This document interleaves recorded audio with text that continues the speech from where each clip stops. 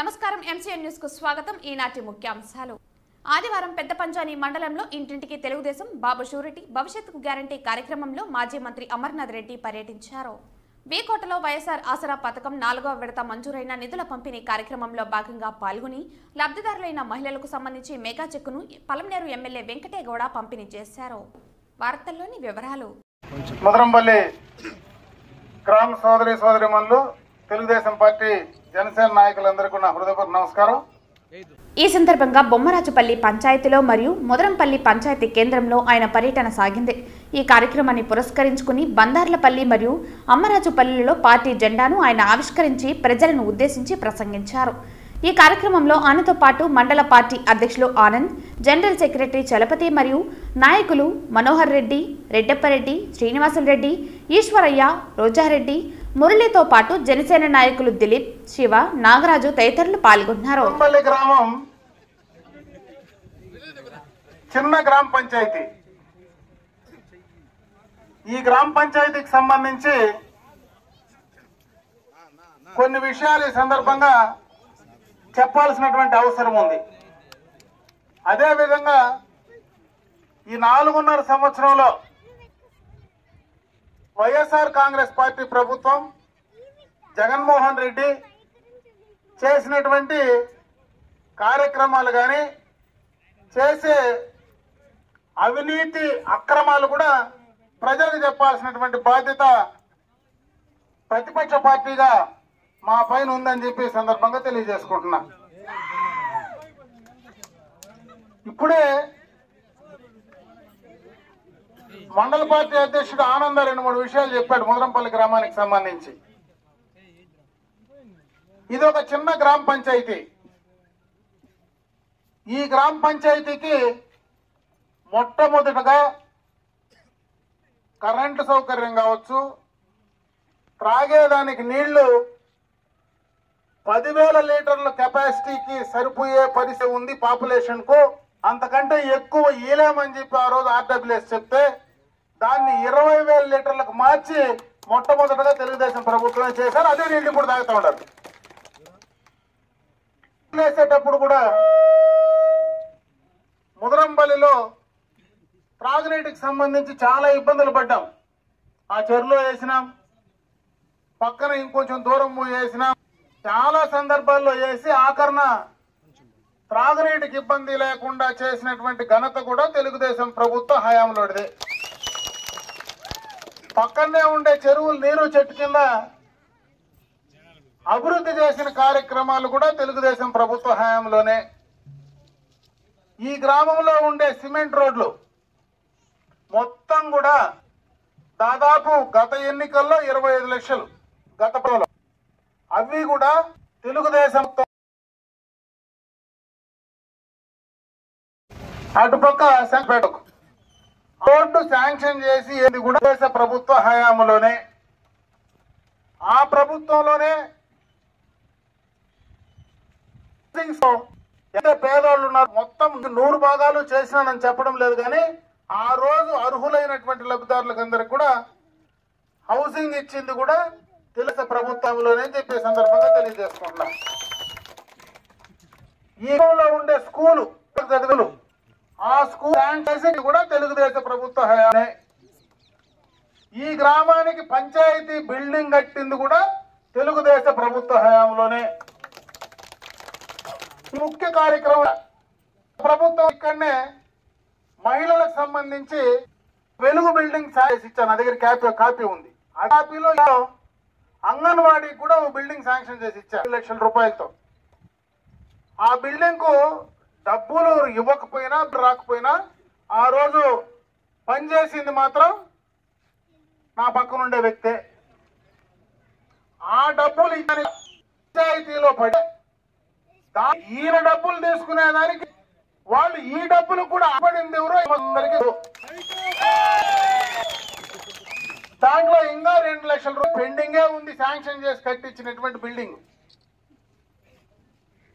అన్ని పనులు గ్రామానికి సంబంధించినటువంటి మౌలికమైన సదుపాయాలన్నీ తెలుగుదేశం ప్రభుత్వ హయాంలోనే చేశామని ఈరోజు ఈ గ్రామ నొడిబొడ్డున నిలబడుకొని కాలర్ ఎగరేసి ఏ తెలుగుదేశం పార్టీ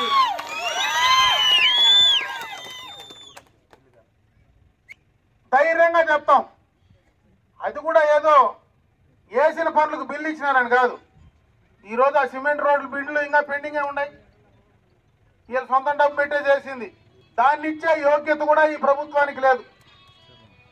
నీళ్లు తోలినారు కరువుకి, ఆ బిల్లులు ఇచ్చే యోగ్యత కూడా ఈ ప్రభుత్వానికి లేదు. ఇచ్చిండే బిల్లులు కటింగు, ఇవ్వాల్సిన బిల్లులు ఇచ్చే పరిస్థితి లేదు. ఈ 4.5 సంవత్సరాలు పక్కన ఏమన్నా కరెంట్ లైట్లు ఉంటాయి, ఆ ఎల్ఈడి లైట్లు, ఆ లైట్లు వేసింది కూడా గత ప్రభుత్వంలో తెలుగుదేశం ప్రభుత్వ హయాంలోనే. ఈరోజు ఆ లైట్లు బర్న్ అయితే వాటిని మార్చే పరిస్థితి కూడా దిక్కులేనటువంటి ఈ ప్రభుత్వం గ్రామ పంచాయతీనే.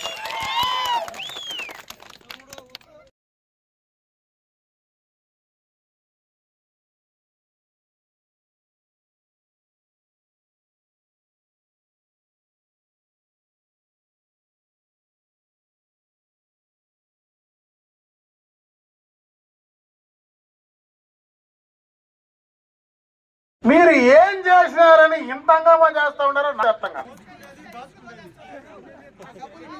వస్తా ఆడికి ఇంకా పోలా, ఈటికాడికే చెప్పినా వస్తా. ఆ కార్యక్రమాలు చేసింది గత ప్రభుత్వ హయాంలోనే. ఈ 4.5 సంవత్సరంలో మీరు చేసింది ఏంది? కౌండిన్యలో ఉండే ఇసుకెత్తుకోమని వెళ్ళిపోవడం,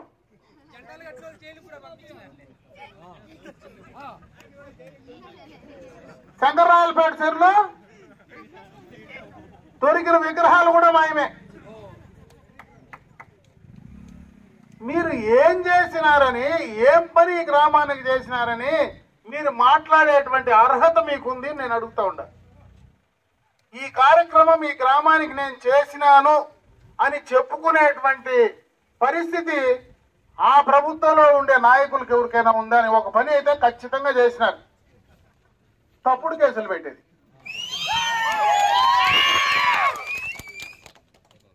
ఇంకొక విషయం కూడా,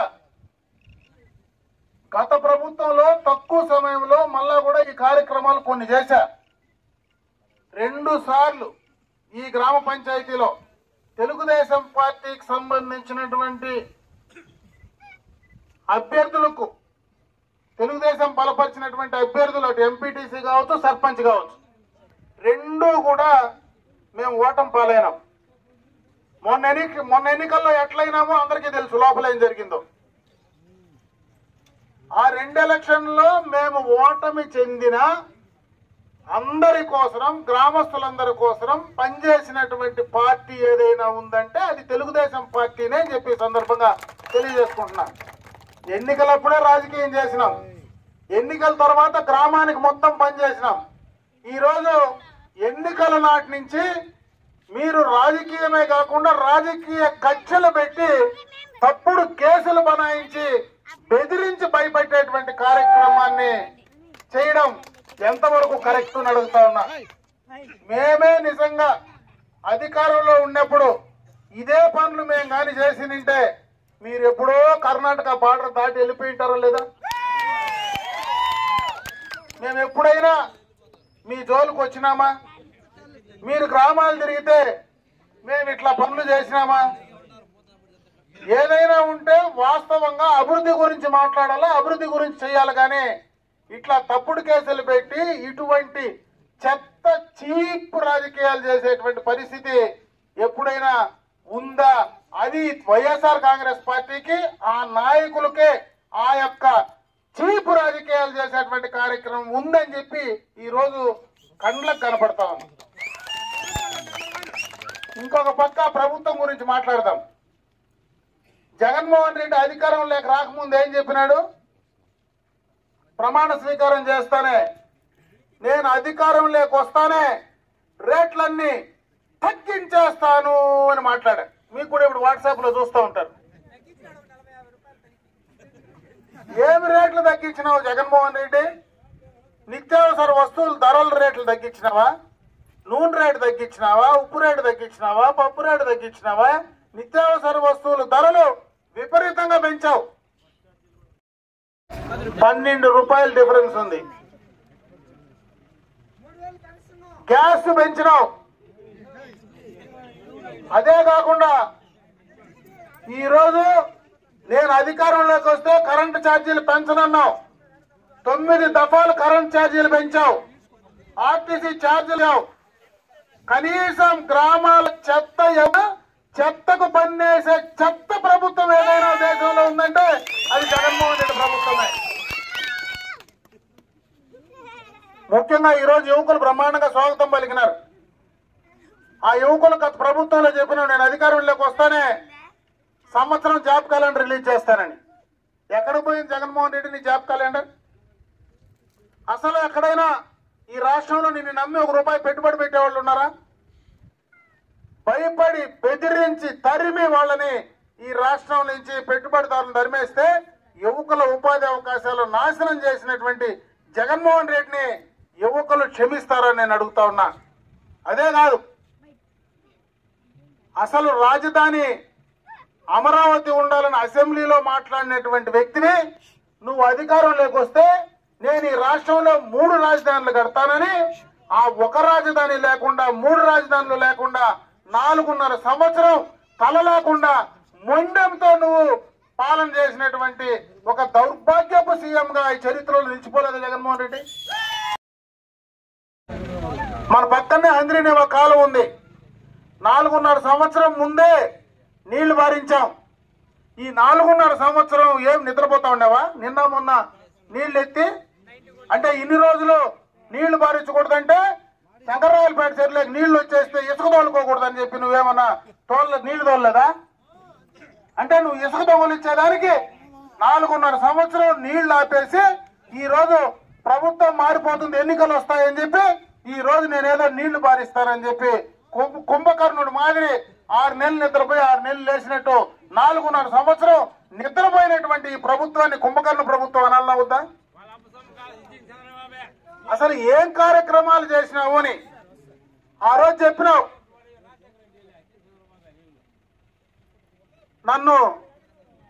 నేను ఒకడే మా నాయన కొడుకుని మా నాయన చనిపోయినాడు యాక్సిడెంట్ లో, తండ్రి లేని బిడ్డని ఒక్క అవకాశం ఇవ్వండి, నాకు ఒక్క ఛాన్స్ ఇవ్వండి అని చెప్తే ఒక జగన్మోహన్ రెడ్డి నీకు ఒక ఛాన్స్ ఇస్తే ఈరోజు ఏం చేసినావు? ఒక్క అవకాశం ఇవ్వమని చెప్పి ఈ రోజు నువ్వు చేసిన కార్యక్రమం ఏందో ప్రజలకు చెప్పాలి కదా నేను అడుగుతా ఉన్నా. అదే కాదు, ఈరోజు కనీసం నా ఎస్సీలు, నా బీసీలు, నా మైనారిటీలు, నా బిడ్డలను మాట్లాడతావు. అసలు నీ తల్లి చెల్లె నీతో లేదే? నీ సోదరు ఏం మాట్లాడుతుంది? ఆమెకు సమాధానం చెప్పగలవా? నీ తోబుట్టుకు నువ్వు సమాధానం ధైర్యంగా చెప్పే శక్తి సత్తా నీకుందే జగన్మోహన్ రెడ్డిని అడుగుతా ఉన్నా.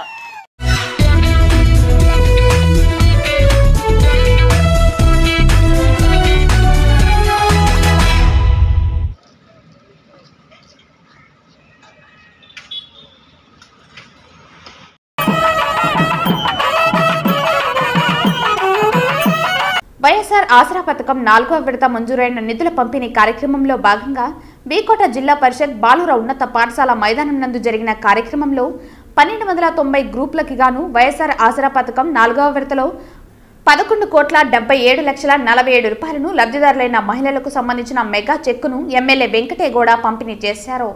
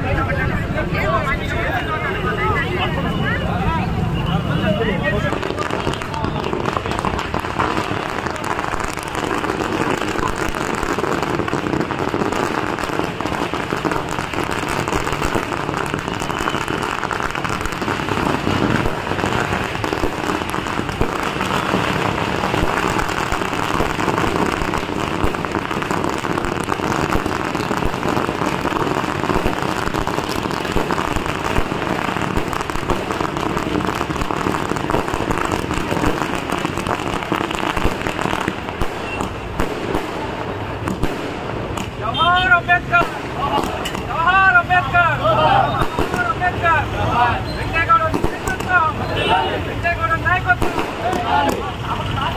జవహర్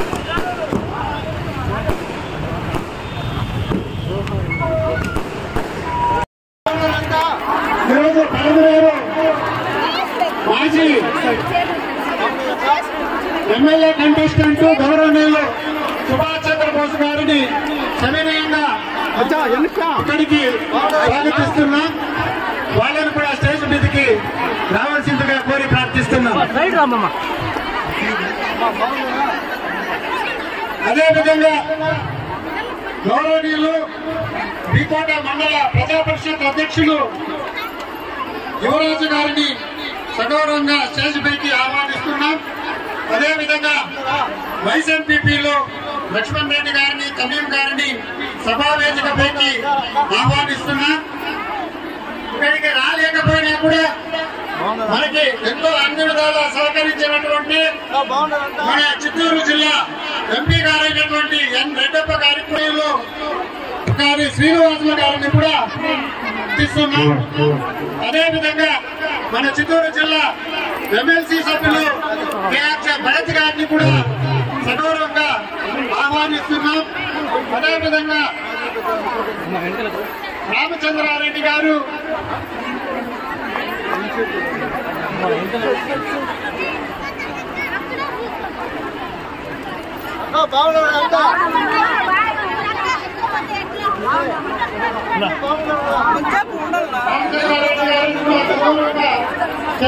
ఆహ్వానిస్తున్నాం. అదేవిధంగా శ్రీమతి తులసి గారు పీడీ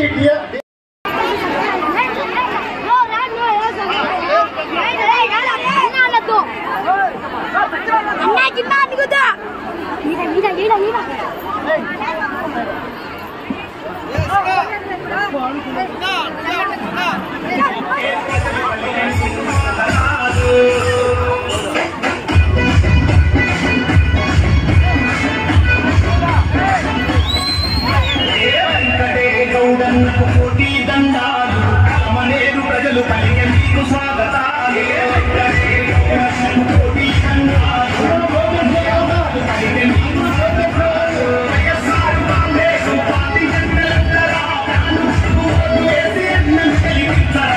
మనేరు కోటి దండాలు మనేరు ప్రజలు పలికే మీకు స్వాగతాలు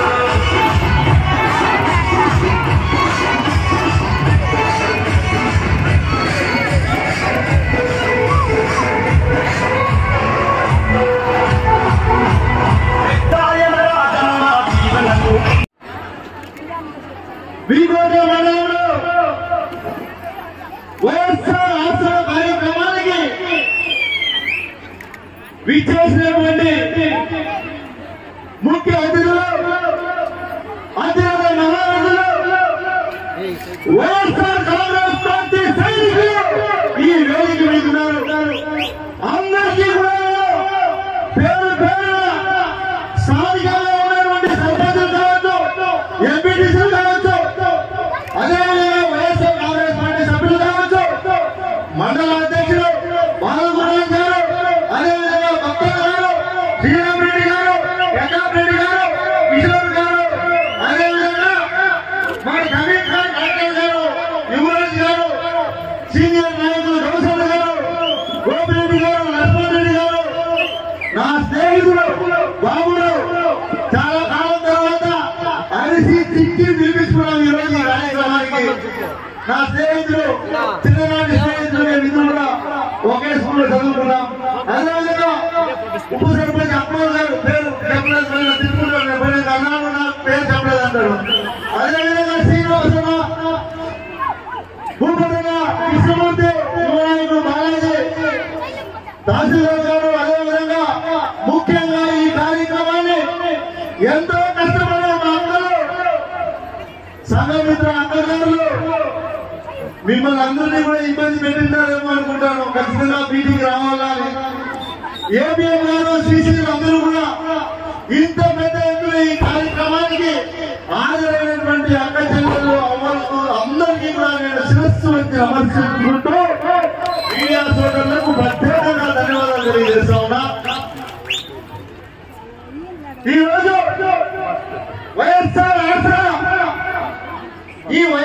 ఆసరా 4వ సంవత్సరం కార్యక్రమం ఇది. ఈ వైఎస్ఆర్ ఆసరాని అసలు ఎందుకు వైఎస్ఆర్ ఆసరా అని పేరు పెట్టారు మీకు ఎవరికైనా తెలుసా? ఈ వైఎస్ఆర్ ఆసరా అనే కార్యక్రమాన్ని మహిళలకు చేయాలి. మహిళలకు ఉన్నటువంటి ఏదైతే అన్నా ఇదే ఇప్పుడే చెప్పాను కదా, వేదిక వేసినటువంటి అందరి పేర్లు చెప్పాను. తండ్రి సమానమైనటువంటి భూషణ్ గారు ఎంతో కంకణం కట్టుకొని మళ్ళీ వైఎస్ఆర్ కాంగ్రెస్ పార్టీని గెలిపించాలి, జగన్మోహన్ రెడ్డి గారిని ముఖ్యమంత్రి చేయాలి అని వైఎస్ఆర్ కాంగ్రెస్ పార్టీలో చేరి మాకందరికీ కూడా ఇంకా ఇలా చేయాలి అలా చేయాలని మాకందరికీ కూడా ఇన్స్పిరేషన్ ఇచ్చినటువంటి భూషణ్ గారికి కూడా ధన్యవాదాలు. నేను మళ్ళీ రాష్ట్ర భూషణ్ గారి గురించి మళ్ళీ మాట్లాడతాను. ఈ రోజు ఈ కార్యక్రమం, ఈ ఆసరా అనే కార్యక్రమం ఎందుకు పెట్టారు అంటే అక్కడ మీరు ఒకటే తెలుసుకోవాలి. ఆనాడు ఉన్నటువంటి ముఖ్యమంత్రి చంద్రబాబు నాయుడు 2014 ఎన్నికల్లో అప్పుడే భూషణ్ గారు చెప్పినట్టుగా అమ్మా డోక్రా గ్రూపుల్లో ఉన్నటువంటి మహిళలారా మీ డోక్రా రుణమాఫీ చేస్తాను అని చెప్పారు చంద్రబాబు నాయుడు. గుర్తుందా తల్లి? 2014 ఎన్నికల్లో ఆ మాటే భూషణ్ మీ అందరికీ చెప్పాను. ఇంతసేపు చెప్పింది 2014లో మహిళలందరూ కూడా మనం అందరూ రైతులు, మన ప్రాంతంలో వ్యవసాయం లేదా కూలీ గాలి చేసుకొని బతికేటువంటి పరిస్థితుల్లో ఉన్నాం. చంద్రబాబు నాయుడు చెప్పినటువంటి కట్టు కథ మాటలను ఆ రోజు చంద్రబాబు ముఖ్యమంత్రి చేస్తే ఇక్కడ ఉన్నటువంటి ఈ సభలో ఉన్నటువంటి వేలాది మంది అనుసరణ అడుగుతా ఉన్నా, ఏ ఒక్కరికైనా డోక్రా రుణమాఫీ చేసేది ఒక్కరికి చేశారని అడుగుతా ఉన్నారు. ఒక్కరికి కూడా చేయకుండా మీరు డిఫాల్ట్ అయి మీ గ్రూప్ సభ్యులందరూ ఇబ్బందులు పడి మీరు నానా అవసరాలు పడి ఈ అధికారులు ఈ సంఘమిత్రాలు పాపం ఆ రోజు ఎంతో ఇబ్బంది పడి మిమ్మల్ని గట్టిగా డబ్బులు కట్టమని అడగలేక మీరేమో చంద్రబాబు నాయుడు మాట నమ్మి మీరు డబ్బులు కట్టలేక మిగిలిపోయినటువంటి అప్పు కోసమే జగనన్న పెట్టిన వైఎస్ ఆసరా పెట్టుకుంటుంది. మీ అప్పు ఆనాటికి ఒక్క వీకొండ మండలంలో మీ అందరి అప్పు 47 కోట్ల రూపాయల అప్పు ఉంది. ఆనాడు గుర్తు పెట్టుకోండి. ఇక్కడ ఉన్నటువంటి ప్రతి అక్కచేమ అప్పు 47 కోట్లు ఉంటే చాలా మంది నాయకులు జగనన్నకి అప్పట్లో మనం అధికారంలో రావాలి, జగనన్న మీరు కూడా అబద్ధం చెప్పండి, మీరు అబద్ధం చెప్పి మేమేమో డోక్రా రుణమాఫీ చేస్తామంటే మనందరూ ఓటేస్తారని చెప్తే నిక్కచ్చిగా ఒకే ఒక్క మాట చెప్పాడు జగనన్న అన్నాడు, అన్నా ప్రజలు నాకు అధికారం ఇచ్చినా ఇవ్వకపోయినా ఆనాడు నా తండ్రి ఎలా ప్రజలకు ఇచ్చినటువంటి మాట నిలబెట్టుకున్నాడు, ఆయన కడుపున పుట్టినటువంటి నేను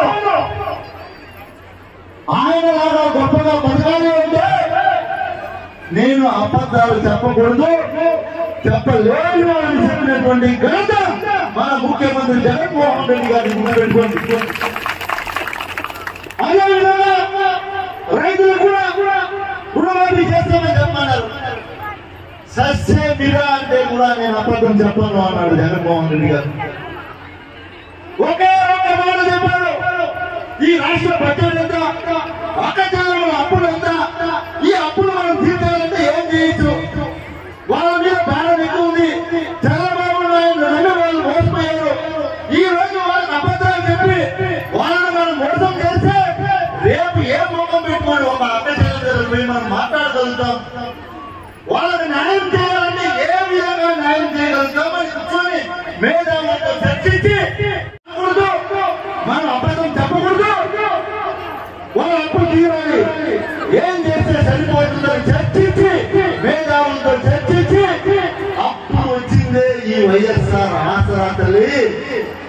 ఎలాగైనా సరే మనం అధికారంలో వస్తే 4 విడతలుగా మీ అప్పులు నేను మీకు చెల్లిస్తాను, మీరు కట్టండి అని చెప్పి ఇచ్చినటువంటి మాట కోసం పుట్టిందే ఈ వైఎస్ఆర్ ఆసరా తల్లి. గుర్తు పెట్టుకోండి. ఆనాడు మీకు మాట ఇచ్చాడు. ప్రతి సంవత్సరం మీ అకౌంట్లో డబ్బులు వస్తా ఉందా లేదా అడుగుతా ఉన్నాను. 4 సంవత్సరాలు ఇచ్చినటువంటి మాట ప్రకారం ఈ రోజు వైఎస్ఆర్ ఆసరా అనే కార్యక్రమంలో మీ అప్పులు ఈనాటికి పూర్తిగా మాఫీ అయిపోయింది.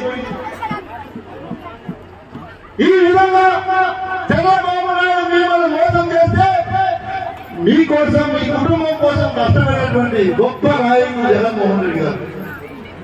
అదేవిధంగా ఇంకా ముఖ్యంగా మీరు తెలుసుకోవాలి, ఆకటంలో ఎంతమంది ఉన్నారో ఇదే మీరు అందరూ కూడా ఒకటే గుర్తుపెట్టుకోండి.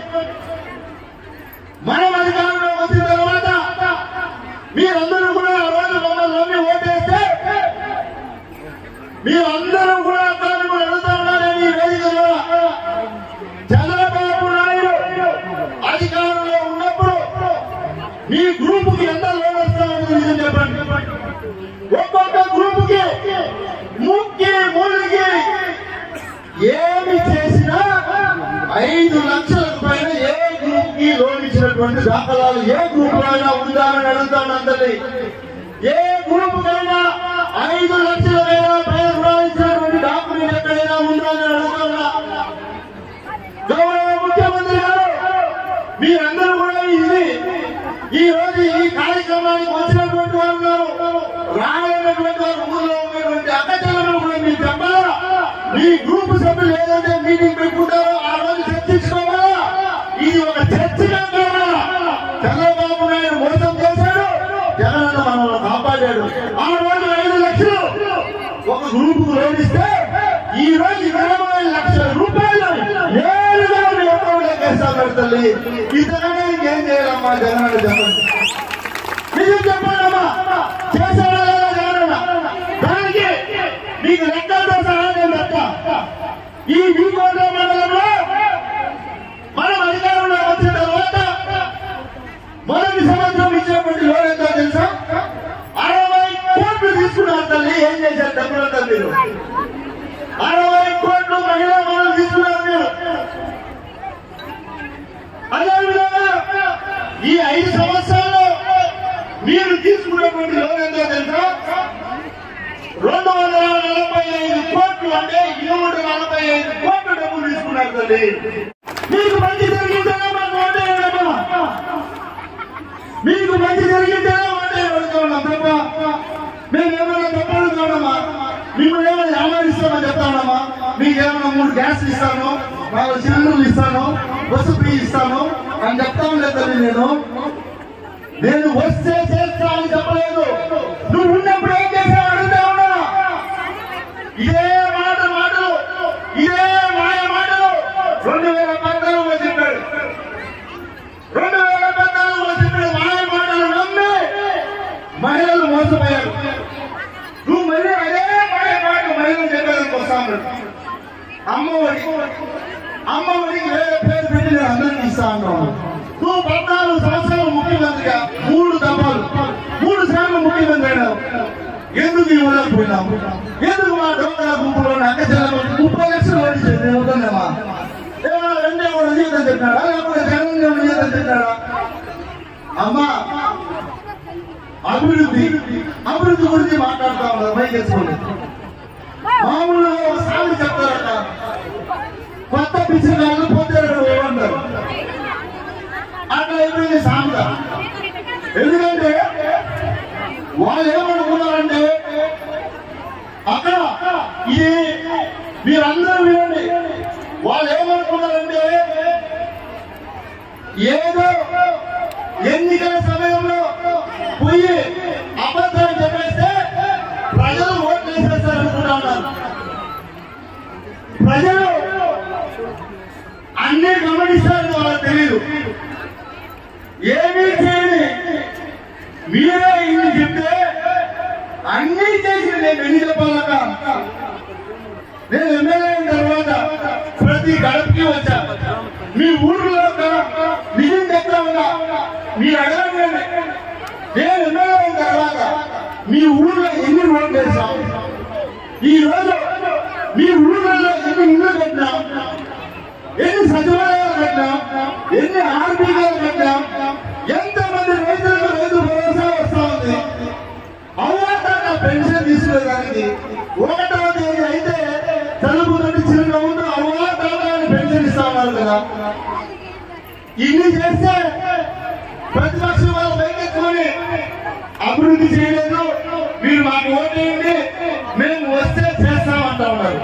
మీరందరూ చెప్పాల్సింది ఒకటే ఒకటి, అయ్యా మిమ్మల్ని ఒకటే ఒకటి అడిగాం, మీకు అందరికీ ఒకటే సందేశాన్ని ఇచ్చాం ఈ వేదిక ద్వారా. మీ గ్రామాల్లో గతంలో చంద్రబాబు నాయుడు ఉన్నప్పటికైనా ఎక్కువ మేము చేసామా లేదని మీ కళతో మీరు మీ ఊళ్ళో చూసుకోవచ్చు. మీరు 10 సంవత్సరాల నుండి ఏమీ చేయకుండా ఈ రోజు మీ ఊళ్ళో వచ్చి మిమ్మల్ని ఎలక్షన్ టైంలో ఇట్లా చూస్తాడు, అక్క ఏమి నల్ల పూసలు వేసుకోవడం నీ నడిచేది ఏమయ్యా అడుగుతాడు.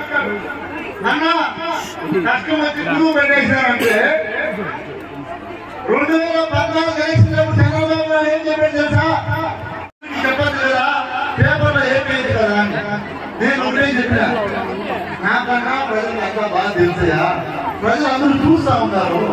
మనం చేసే మంచి అయితే దాన్ని చెప్పుకోవాలని అవసరం లేదు కదా. ఈ తీవ్రాలు 2 సార్లు చెప్పారు, అన్నా దాన్ని చెప్పుకో అన్ని చెప్తాం. నేను చెప్పాడు దాన్ని కూడా రాసి ఇచ్చి 2 సార్లు చెప్పంటాం. అందరి వాళ్ళ కాళ్ళు నీళ్ళు వచ్చినాయి. నేను చెప్పే ప్రతి ఒక్క రైతుకి తెలుసు నీళ్ళు వచ్చాయి, నీళ్ళు వస్తాయి, రేపు చెరువులు నిండుతాయి, మళ్ళీ పంటకు వస్తాయి. నేనేమో చంద్రబాబు నాయుడు నీళ్ళు ఆడ మోటార్ ఎత్తేసి నీళ్ళు వచ్చి సాష్టాంగ నమస్కారం పెట్టేసి నీళ్ళు ఇస్తామని చెప్పేదానికి నేను అబద్ధాలు చెప్పలేదు తల్లి. నా వల్ల అయ్యే పని చేసి పెట్టాను. జీవితాంతం నేను మీతో ఉండేవాడు కాబట్టి మీరందరూ మంచి మనసుతో మీ తమ్ముడిని రానున్న ఎన్నికల్లో మీ స్థాయి శక్తిగా కొంచెం కృషి చేసి మంచి మెజార్టీతో గెలిపించాలని శిరస్సు అని కోరుకుంటూ సెలవు తీసుకుంటాను.